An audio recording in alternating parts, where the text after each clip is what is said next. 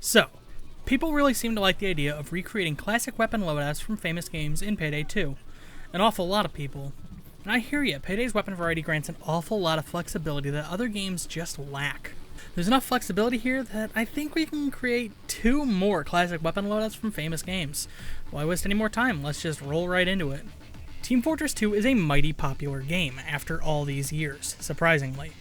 It was once Steam's most played game, and every time I've insinuated that it might be showing its age, fans come snapping out of the woodwork like greasers in a 50s gang movie to tell me people still play it. I know people still play it. I still play it. And in deciding to do a TF2 build, I figured while he might be my least played character, out of the team's mercenaries, the Heavy might be the most fun one to make as a Payday 2 build. Plus, he's just an iconic character. So our heavy weapons guy needs a heavy weapon, and what better heavy weapon for a heavy weapons guy than the Vulcan minigun, the heaviest of heavy weapons. It's fast as heck, and it's only gotten a single skin since Update 100, curiously. But anyways, with the aerial assault barrel, a superfluous accuracy boost, and an LED combo, we've bulked this bad boy up for some close to medium range encounters of the not-so-mini variety. And plus, between the 2 chain guns in the game, this one just looks closest to the guns the Heavy normally runs. Though I wouldn't be against getting a shoulder-mounted anything in TF2, honestly. And besides, I could say it's an Australian minigun. Right? And what pairs well with what is essentially the stock minigun? The stock shotgun. The TF Industries pump-action shotgun is modeled after the Ithaca 37, which goes by the GSPS 12-gauge moniker in Payday 2. Though weirdly enough, the TF2 variant has this bizarre shell ejection port on the side rather than the straight-down one that the Ithaca normally has to make it ambidextrous.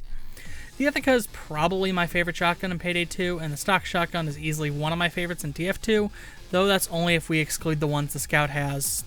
Do those count? I don't know. I don't think they count. Triple book, the horizontal leveler, the riot barrel, a laser, the stakeout stock, and we've cut this bad boy down into a solid recreation of the TF2 shotgun. But I'm not ditching this skin, it's perfect.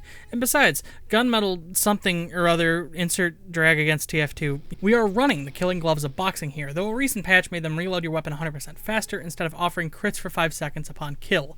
Weird. As for our throwable, the Heavy in Team Fortress Classic had the Merv grenade, which explodes into several smaller bombs when it goes off, which sounds an awful lot like the Matryoshka grenade.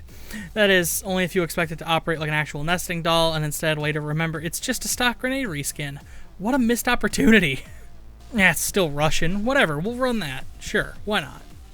While I considered armor or muscle for this build, I've gone ahead and used Grinder, primarily because the Heavy and Sokol are both Russian. Also, it pairs nicely with automatic weapons of a high firing rate like the minigun. As for why we're running the light ballistic vest, I mean, I tried to handwave it by noting that the Heavy in his promotional artwork only wore what looks like a standard ballistic vest, and also Grinder works with it. But, I mean, you could run this as armor with the ICTV, provided you shuffle some skills around. This is a segue. For my core skills, I've opted for Aced Shotgun Impact, CQB, and Overkill to beef up the GSPS, and by proxy buff up the minigun from 26.3 damage to 46 damage for 20 seconds. Aced Die Hard with basic Bullseye, Shock and Awe, and Iron Man push the light ballistic vest up into less shaky territory. Aced Steady Grip, Fire Control, Lock and Load, and Body Expertise give us a hand when firing into a crowd or at most special units. Basic Shockproof just to be safe, and Aced 9 Lives, Up You Go, and Swan Song with Aced Bloodthirst to keep us up and loaded. Oh, Berserker? It's mostly a gimmick pick here, really. It's a sort of rage mode. When we get cornered, we can bust out the minigun and do up to 92 damage per shot with the minigun. I mean, I'll put it this way, at 30% health, you're doing 3,220 damage per second with the Vulcan. Again, you could dump these skill points into Aced Iron Man, and then just 1 point wherever you want, and run this as armor or muscle or whatever else if Grinder just isn't interfacing well with you. I like Grinder a lot more than armor or muscle, that's why I've picked what I've picked, but you have the option to pick other things as well. That's just good advice for life in general. But what about our second build? What about it? I haven't even talked about this first one. I scrolled too far. As a build, this is honestly a really fun take on the Vulcan. Grinder and the chain gun just make sense, and 2 of the gun's biggest downsides, its reload and damage, are mitigated here.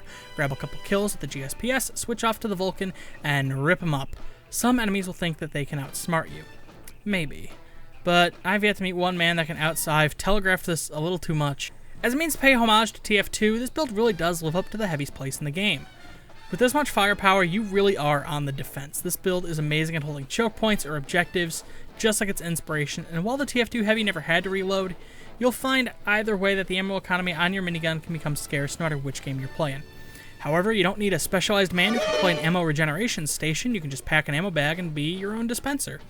What else can I say? It rocks Mayhem and Deathwish pretty well. It pays homage to Team's Defense 4 2. It works. And I even brought the team captain, because that's the type of person I am.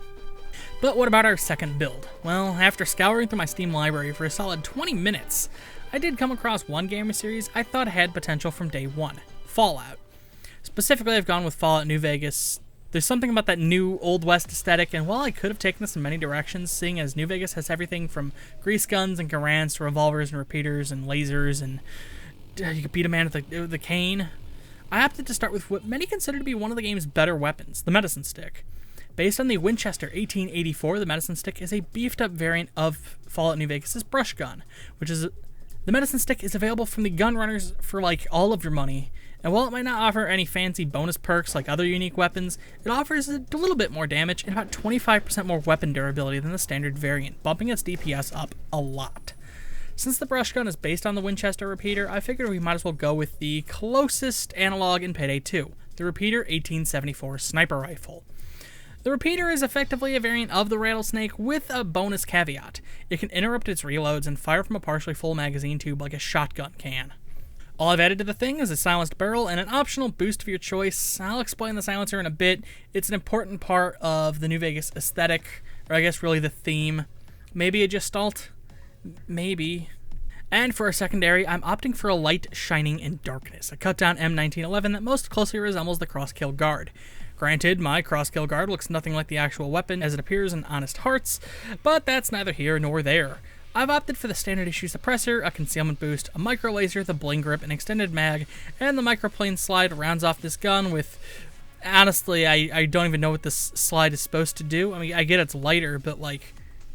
Don't run your hand across that. That looks scary. Light pistols can be a bit fiddly to run, but I feel pretty confident in this one.